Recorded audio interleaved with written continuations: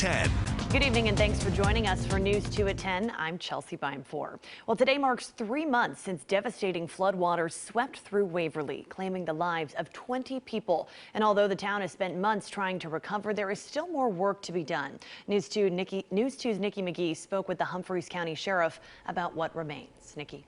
Well, Chelsea, it's now been 92 days since those horrible storms, and although that might sound like a long time, the sheriff says he thinks it could take years till the city is back to normal.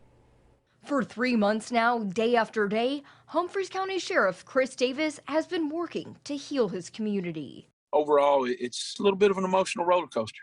And although many have been working hard to restore what's been lost, the cleanup creates renewed heartbreak. When you're looking at, wow, what's it going to look like when that pile's gone or that pile's gone, and then you come down Main Street in Waverly and you see another house gone, and you just keep seeing the holes punched and that kind of deal. So far, the progress continues to be marked by the stacks of debris gathered and towed away. It's hard to know the exact number, but Sheriff Davis says many are still displaced, living with neighbors or family. But just how long until things return to normal? I honestly feel that if we could get Waverly close to being back where it was, that we're probably going to take every bit of 10 years.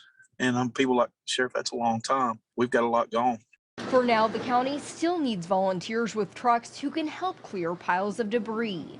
If you can help, you can contact the Humphreys County Sheriff's Office. And with Christmas right around the corner, the county also needs donations for their angel tree, which this year is fuller than ever. Although Sheriff Davis knows a long road to recovery lies ahead, he's committed to however long it takes to restore his community. It's going to take every bit of that, and every person that's wanting to fight back and build back and overcome this thing. It's going to take us all continuing to work together and doing that thing to put our home back the way it was.